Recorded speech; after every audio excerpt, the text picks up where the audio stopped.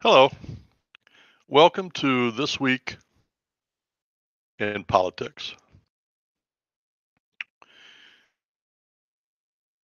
This week's program is going to be a little bit of a departure for what I normally do on here. Um, but I I always want to keep this idea and concept in front of uh, anybody who views my programs. And here's why. All of the programs that we do are put together by, supported by, and financed by Prayer Box Ministry. And and you could go over there and check out our website if you'd like to know a little bit more about who we are and what we do. That website was designed to be an interactive website to share all types of information for uh, mostly designed for Christians or people who are interested in becoming a Christian. We have all of our programs for the Right Wing Reverend are over there. These are over there. Our Bible study classes are there. You can join a prayer group. Anyway, there's a lot going on there. And in one of the pages that we have on that website is called Buyer Beware.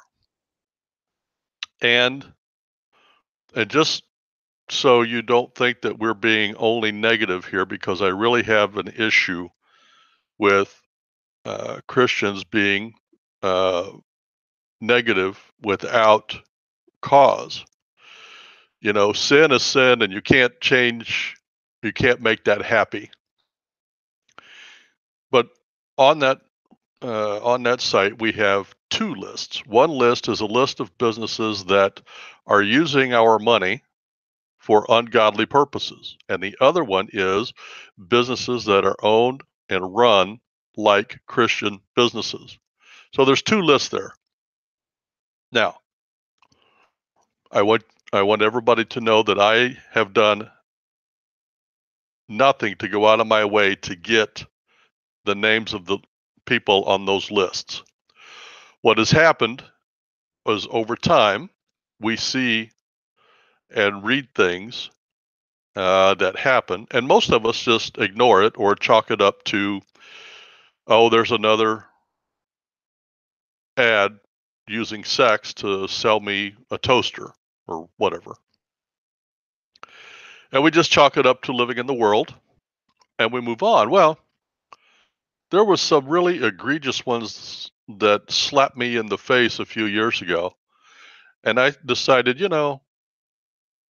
most Americans don't realize the extent of the problem and are even unaware that it's even happening. So I think I'm just going to start keeping a list, just for me, is how it started. And then the list got so long, I thought, wow, I need to share this. I never realized there was this much going on. So we started the list of businesses that Christians should not be frequenting. And then I got done with it and I looked at it and I thought, wow, that sounds really negative. I don't want to be negative. So then I started a list of the businesses that we should do business with and promote them. And that list is growing also, but it's nowhere near as long as the other one. And again, I have not gone out of my way to research either side. I don't have an axe to grind. I'm not out to do anything to anyone. That page is there just to inform Christians. Do I believe in boycotting businesses?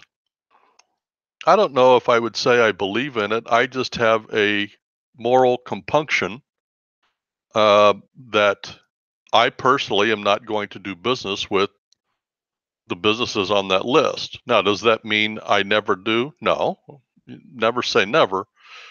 But given the choice between A and B, if A is on my list, I'll go to B. So, having explained the page, explaining how we got the businesses, uh, now one of these on here And I don't know which one. Oh, the first one we're going to talk about. That's a good lead in. I didn't even do that on purpose, but anyway, one of the this first one that we're going to talk about, let's just jump into it, is Starbucks, and they own another business called Tivana. Um, there are so many things wrong with that business. Uh, I don't even know where to begin.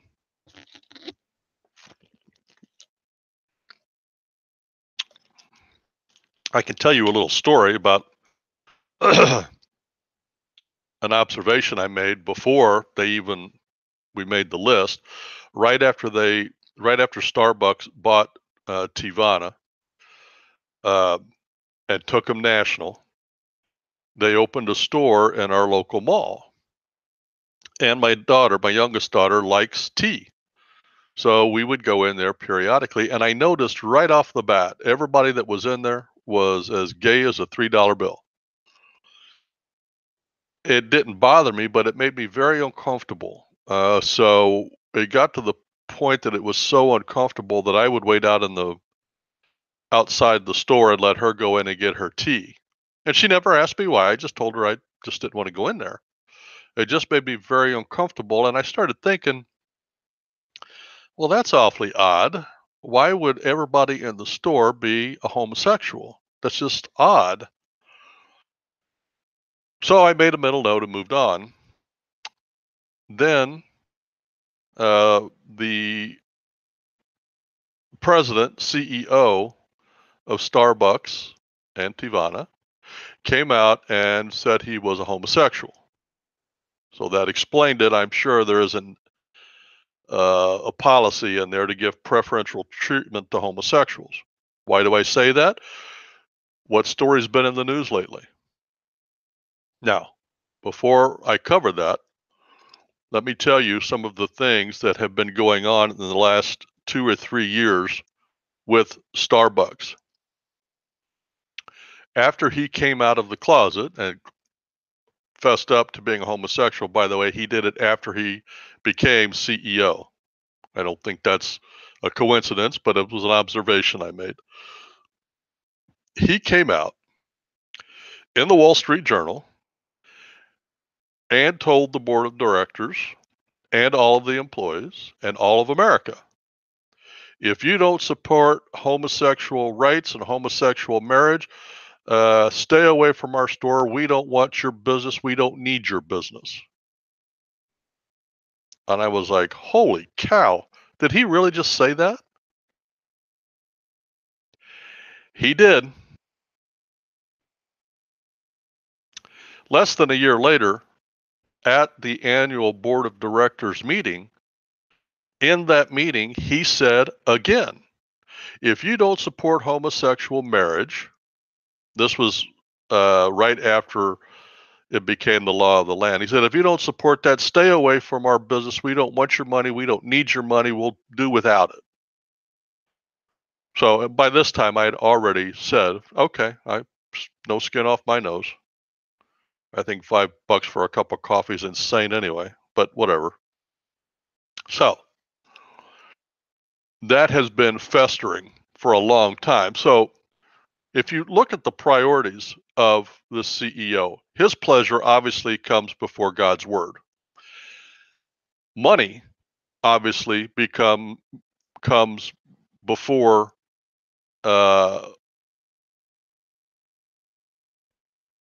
everything else except his pleasure.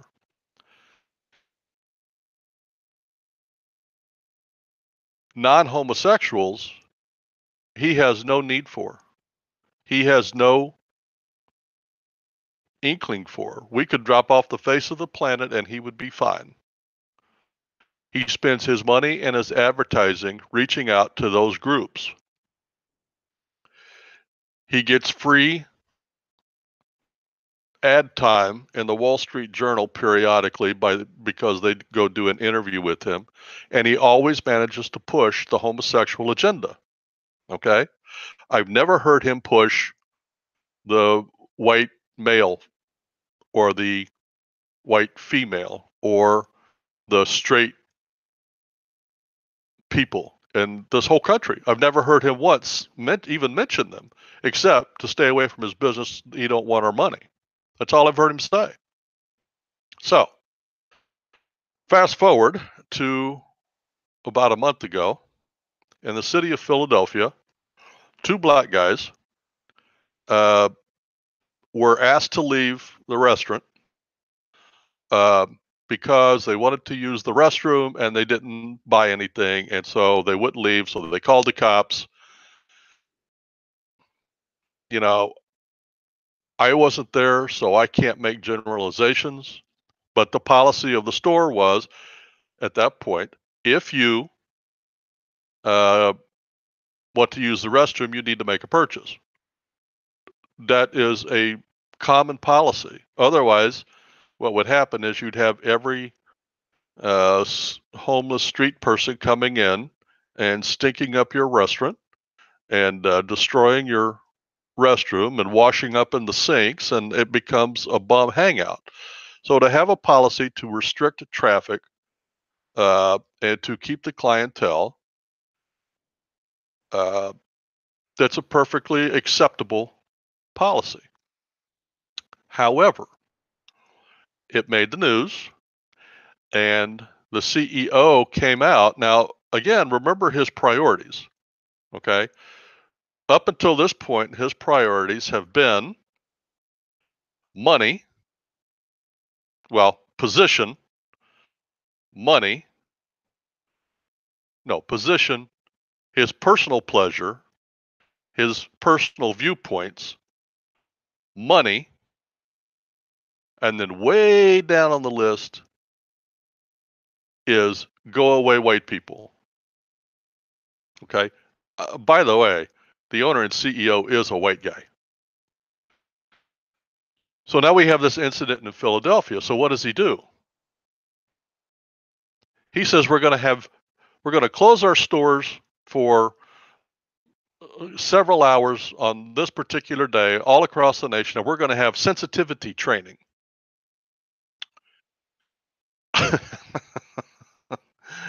Sensitivity training. It happened in Philadelphia. 90% of Philadelphia is black. Hello? If they weren't sensitive in Philadelphia, that is a Philadelphia problem. That is not a store problem. But again, just like homosexuality should not be a business problem, neither should sensitivity. That's silly. But he wanted to appeal to the liberals and to the blacks. So we're having sensitivity training. And I think he closed it for 4 hours one day in the middle of the afternoon, 4 or 6 hours. He closed 8,000 stores nationwide. Do you know how much he lost just doing sensitivity training? And this is in profit, not in sales. He lost $12 million in profit. So in effect, let me reword that, okay?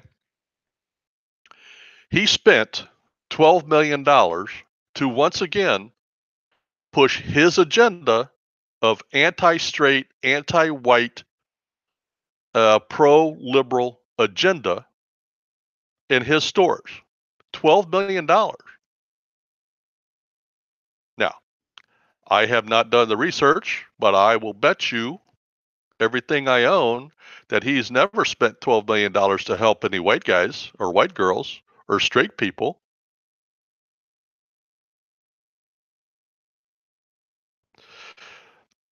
Now, I don't go to Starbucks and I haven't gone to Tivana since I found all that out, but I do know this. There was so many, we live in the Midwest, so we do live in a blue state, but we are surrounded by red states. And I live in the state of Illinois, and there's really only two blue areas in our whole state: Cook County and East St. Louis County. Everything else is basically red or pink. Okay. And we're right in the middle, the capital city, Springfield, Illinois. So it's mostly red around here. So we go into Tivana and all of the employees are homosexual. Do you know what the odds of that are? For that not to be a company policy? The odds of that are somewhere between slim and nil. They would have to actively recruit homosexuals to work in that place. So, observations. They actively recruit and hire homosexuals. They have actively told everybody who does not support homosexual rights and marriage to don't spend any money in their business. They don't want our money and they don't need our money. They have actively spent and lost $12 million in profit to teach sensitivity training for the black person in their store, not sensitivity to the white person. He does not care whether they're sensitive to the white person. So, I have decided for myself personally that as a buyer, I need to beware. I do not want my money if I were going to these businesses and they were spending my money to discriminate against me and God's word, I am not going to give them a penny of my money. The Bible is very plain. And this guy is the complete opposite of God's word.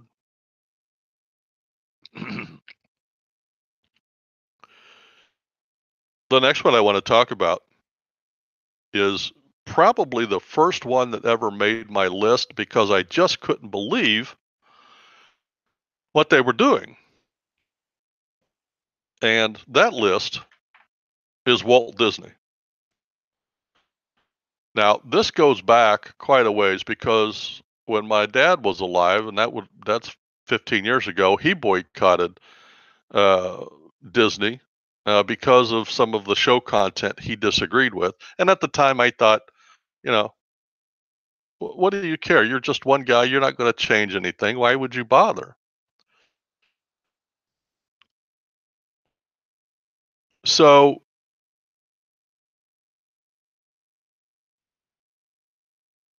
I thought it was silly.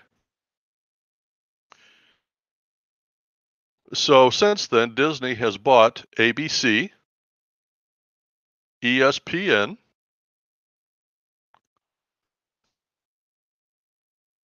and other businesses. Now, the one that got my attention was called,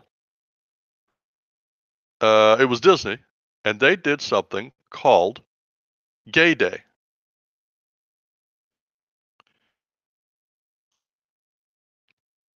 Now, what was Gay Day? Well, first off, if you've never been to Disney, and I went to the one in California when I was a kid, and I went to the one several times down in Florida when I was raising kids. But it's a huge, huge theme park. They use shuttle buses because the parking lot is so massively huge, and it is extremely expensive to get through the gates, and it is a nightmare getting to ride the rides. But it's fun for kids.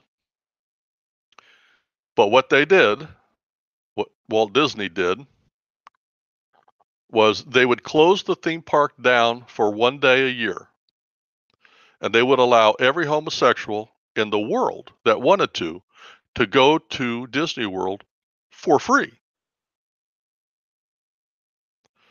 Now, I don't know what the tickets cost. Let's just say $100 a piece. It may be more, it may be less. And I don't know what the numbers are. Let's say that 100,000 go in there in a day. That's what is that? 100,000 times 100? What's that? A million? 10 million. Whatever the number is. They lost in profit that day.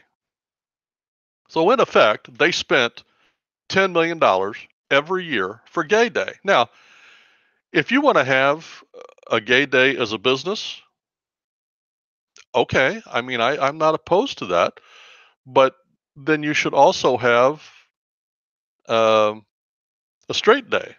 or a Christian day or a Jew day. But why would you pick one day out of the year and make it exclusively for homosexuals? Again, it goes against God's word.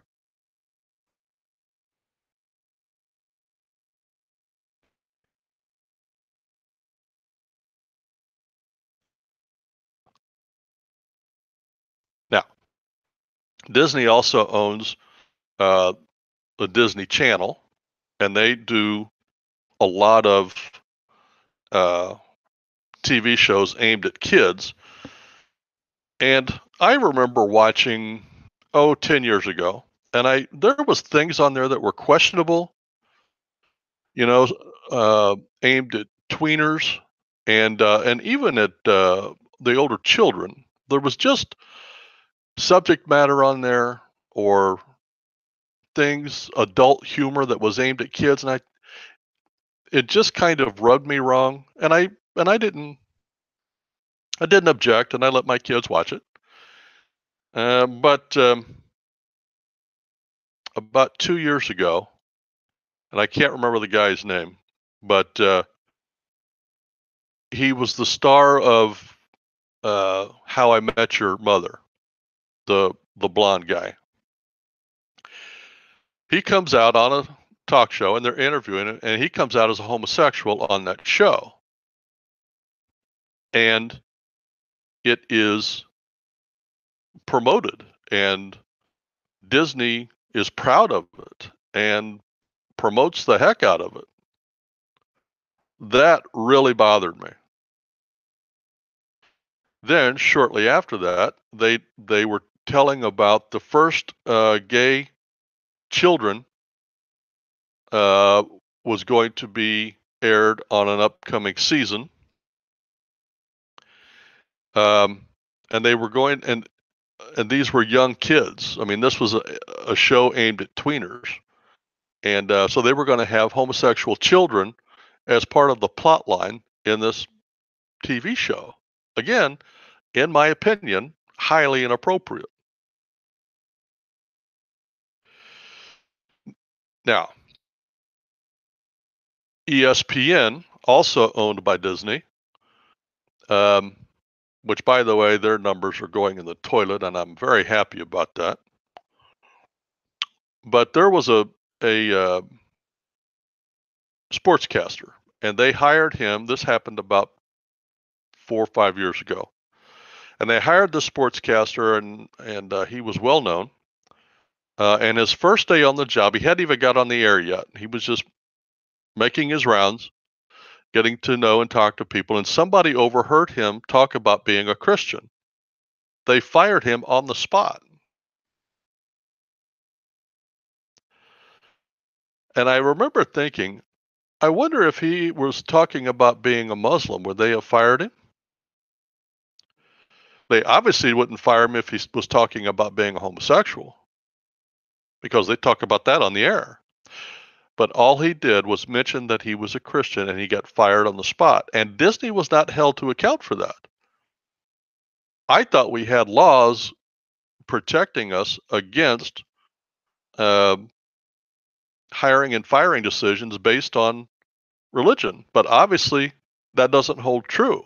If liberals want to get away with that, then it's okay. But had Fox News fired somebody for being a homosexual, they would have been sued. Now, fast forward to this last TV season on ABC, also owned by Walt Disney. There was a show that came out. They redid the Roseanne show. And the storyline on the show was that she was a pro-Trump person. And the first week of the show, the ratings went through the roof, broke all the records, and all the Trump supporters were showing their support, because in the mainstream media, Trump gets no positive coverage. But here was a show that conservatives could actually get behind and promote, and the more people that watched, the more shows they would make, right? So this made the news for a couple of weeks. Now, for anybody that knows anything about uh, Roseanne, she's a nutball. Okay. So she gets one night a couple of weeks ago, she gets on Twitter and makes a stupid comment. Um, I don't even remember what the comment was about. I think there was a reporter. I don't remember the details, but it was a stupid comment, and there should have been discipline happened for sure. But it could have been, she could have been fined. She could have been taken off her show for a episode. I mean, it was a punishable offense. But what did ABC do? They quit the whole. They had a winner. This was a golden goose that was laying the egg. Okay, they stopped the show. They fired everybody associated with the show, not just Roseanne, but the whole staff, the crew, the camera guys, the sound guys. Uh, Everybody associated with that program lost their job because of one late night tweet. Now, as I do with anything that deals with the press, you have to ask yourself this question. What if Roseanne had come out and made some stupid comment, again punishable, about Trump? Do you think ABC would have taken the same? No. They would have heralded that, shown how brave she was for standing up for what she truly believed instead of hiding behind her show. I mean, they would have played that completely different because it goes into their agenda. So, with all of these things, and the stories just keep continuing with Disney, ABC, ESPN, um, and right now they are in the process of buying the video content from Fox. But as we now know, if you know, you are held responsible for what you know. If you know that Disney is taking any money that you're giving them, any viewership you are giving them, any time you are giving them, and they are going against God's word, is that something that you are okay with? I'm not. I'm not okay with that. I'm not okay with the company firing somebody because they're Christian. I'm not okay with a company eliminating all of those jobs because one person on a staff said something stupid. I'm not okay with the company taking the profit from whatever they're selling me and promoting homosexual day at their theme park. I'm not okay with that. And I'm definitely not okay with normalizing homosexuality for young kids and tweeners. That's not okay to me. It is not normal. It is against God's word. And I am not going to give them any money. Am I promoting um, you to do that? No. All I'm doing is letting you know that this is how your money is being spent, and what do you think you should do about it? Now, the next one I want to talk about is Pepsi. Now, let me run down a list of the companies that Pepsi owns. Pepsi owns Taco Bell, Kentucky Fried Chicken, Lay's, Doritos, Long John Silver's, and I'm sure there's others that I don't know about, but those are the ones that I know about. Now, in this part of the country, first off, worldwide, Coca-Cola is it just beats Pepsi to death. I lived overseas. Coca-Cola is it. Pepsi isn't even on the map, isn't even available in a lot of countries. Okay, so worldwide, Coca-Cola kills Pepsi. And Pepsi's making inroads, to be sure. But in this part of the country, I used to be a retail owner, and I know for a fact that in this part of the country, Pepsi Cola outsells Coca-Cola at least 2 to 1. So we live in this particular area. We live in a Pepsi place. So what did Pepsi do? Pepsi again has taken the profits from their companies and have promoted homosexual advertising. They are reaching out to um, the homosexual population, which is less than 2% of the population, by the way. Um, Blacks, however, make up 10 times that percentage of the population, and they advertise some to the blacks, but not near as much. The whites of this country make up probably 40% of the population, 40 to 50%. They do very little advertising to the average white guy. When a major multinational corporation takes the profits and promotes 2% of the population, and let me put this into perspective. The Jewish population in this country is about equivalent, 2 to 3% of the population. I don't see any of these companies reaching out to Jews because the average person would say, well, they're segmenting the market, they're doing different advertising to reach different sections. And I get that. I understand that. But it's just like with Disney. If you're going to have a gay day, then why not have a Christian day and a straight day? You see what I'm saying? So if Pepsi's excuse is they're segmenting the market, okay, then let's have black advertising, Jewish advertising, male advertising, female advertising. Let's break it down the way that they do in advertising. But you're not doing that, Pepsi. You are taking your profits and pushing 2% of the population, and you're going at it aggressively because it fits your left-wing agenda. That's why. Now, there is another issue that I have with Pepsi, which, by the way, started in this country, made their fortune in this country, and still does the majority of their business in this country. They have as their president and CEO a female from the country of India as its leader. Do I have a problem with people from India? No. Do I have a problem with people from or females? No. No problem at all. Here's the problem I have.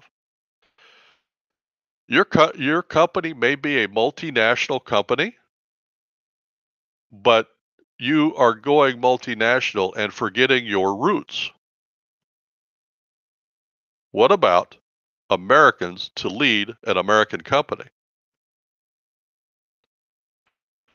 You know, one of the things that irritates me to death, I am still not over, is when InBev bought Anheuser-Busch or when Fiat bought Chrysler. Americans are not running those companies. And yet, here we have Pepsi-Cola still is not being run by an American. I have a problem with that. Now, you say, well, a CEO is a CEO. No. And let me give you just one example of why this makes a difference. Within that company, the shareholders have been pushing for several years, ever since this female took over, to break the company into two parts, the beverage and the snacks, because that would increase profits, because the bottling and soda part is bringing down the overall profits. Okay? So they want to break the company up so they have more profits. She has refused to do that.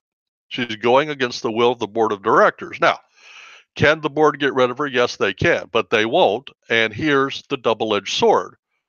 How's it going to look if they fire a female from India? Again, this is important to these companies because it fits their liberal agenda. She is probably a very competent CEO, and I think that she should probably be qualified, and she probably is, to run an Indian company. not an American company. Now, MasterCard had the same problem. They had an Indian, a male from India running their company for several years, and profits went down. And they did not fire him. He quit. Now, was he pushed out or forced out? Who knows the politics of what happened?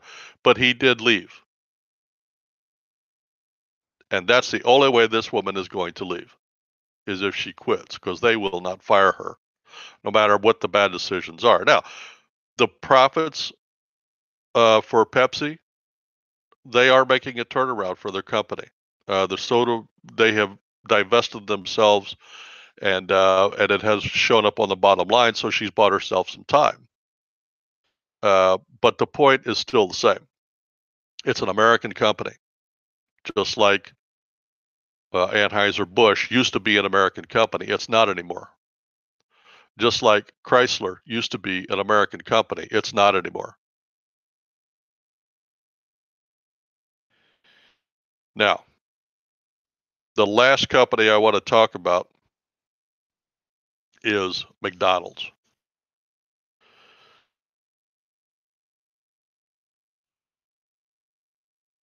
Now, when I heard what McDonald's was doing, I was absolutely appalled.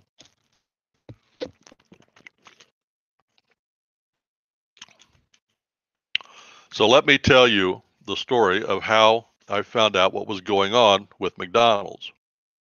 The first thing I noticed was a homosexual innuendo in a commercial that I watched. And the commercial went like this. There is a young male, white male, sitting on the couch watching TV, drinking coffee. Obviously, first thing, no, he was not drinking coffee. Obviously, first thing in the morning, he just woke up. Out of the bedroom comes another white male, and they have some conversation about going to McDonald's, or and the innuendo was the guy coming out of the bedroom says, "Don't talk to me till I've had my McDonald's coffee." Okay. The innuendo there is they spent the night together. And I really thought that was inappropriate. Now, had that been a male and female, that would have been okay with God's word. Two males leaving that innuendo was really offensive to me. Then, shortly after that, the president of McDonald's American Corporation, which, by the way, I do want to give them kudos, because they have a president of U.S. operations. Pepsi did not, we talked about earlier. McDonald's is also a multinational, but they have or had an American in charge of American operations. It was revealed, and I don't remember how it was revealed, whether he came out or not, but he was a homosexual. They when the outrage, and this commercial was outrageous enough that a lot of churches signed petitions and sent them to McDonald's to get rid of this guy. So what did McDonald's do? They did not fire this guy. They transferred him to Europe operations, where homosexuality is acceptable. Now, this goes back to the late 80s or early 90s when this happened, before the court case. Okay. It was still a very hot topic. It was very controversial, and it could very easily be the death of a corporation if they don't handle it properly. So the way they handled it was the churches could claim a victory, McDonald's could claim a victory, and they saved the guy's job. They discontinued that advertising for a time, and I have not followed their advertising since. I don't know if they still are or not. But they didn't fire. So this guy he had turned the advertising into homosexuality. He came out as a homosexual, and he paid no consequences except he got transferred to Europe to continue it for McDonald's. So then, after that happened, McDonald's, which is also an ultra left-wing liberal company, wrote a $2 million check to a homosexual group to help fund them to learn how to get more free stuff from the government. Now, I want you to think about that for a minute. We have, in this country, we have Mexicans, legal Mexicans, by the way, that probably would like that information. Or we have legal immigrants coming in from Africa who are black that would probably like to have that information. The Mexican population, depending on where you live in this country, could be as high as 12 million people, 15 million. And yet McDonald's is going after less than 2% of the population by writing a check to a strictly homosexual company. And that wasn't all they did. McDonald's then hired a group of people and paid expenses for all of them, plus salaries, to travel around the country and give speeches to homosexual groups on how to get more out of the government.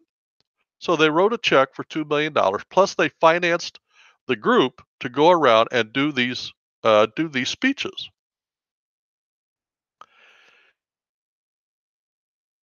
Again, you have to ask yourself, if you look at what these companies are doing with the money you're giving them, are you okay with them taking your profits and promoting homosexuality? I'm not okay with that. They are pushing a pro-liberal, pro-homosexual, anti-white agenda with the money that I'm giving them by buying a Happy Meal. I'm not okay with that. So those are the companies, those are the things that have happened, those are the experiences that I've had. And I'd like for you to go over and take a look at our website. There's a list over there, and all of them have done basically the same thing, whether it's the homosexual thing, or it's sex and advertising, or pro-abortion. There's a lot of reasons they're on the list. There's also a list there for the people that Christians should push and should frequent. I'm sure everybody knows about Chick-fil-A, and I do promote them, and I do frequent their establishment. But there's many others on that list. By the way, Salvation Army is on that list. So for those of you that frequent secondhand shops, please go to Salvation Army. Here's a little bit of trivia for you. The person that is in charge of what's the opposite of the Salvation Army? Goodwill. Happens to be a female, by the way, and her salary is over $250,000 a year. Okay, plus she gets all expenses paid from Goodwill. Okay, the person that runs the Salvation Army makes $12,000 a year, no expenses. For every dollar donated to Goodwill, less than 9 cents goes to helping people. The rest of it goes to administrative cost. That's just a bit of trivia. But anyway, they're on our list. Salvation Army is, Chick-fil-A, there's other ones. Go over there and check it out.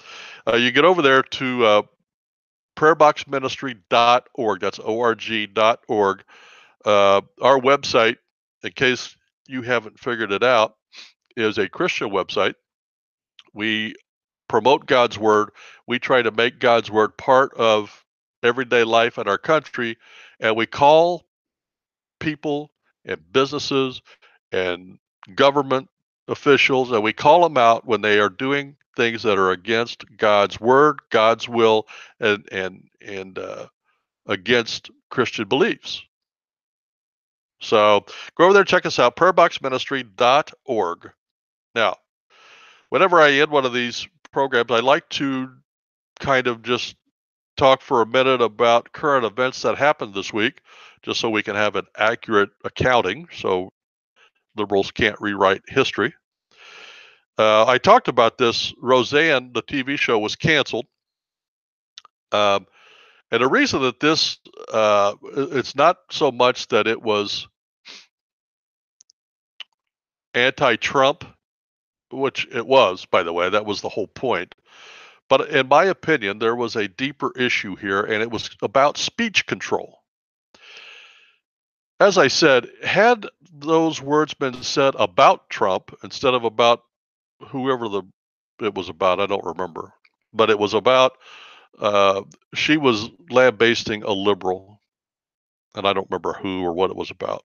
But if she had said those things about Trump, she would have been heralded as a hugely funny, kind of like when that comedian, um, at the annual press awards dinner that Trump didn't go to, and that female got up and lambasted and was just said dirty, nasty, evil things about the women in the Trump administration. She was heralded as a unique, cutting edge comedian, and she should be heralded and lauded. You know what I mean? So, and here we have the complete opposite of that. I mean, the same type of verbiage, same type of behavior, but aimed at a liberal. And oh my gosh, all those people lost their jobs. That happened this week. And President Trump this week continues on his winning ways. He imposed the tariffs that he has been threatening. He threatened that he would put tariffs on steel and aluminum coming into this country uh, from around the world.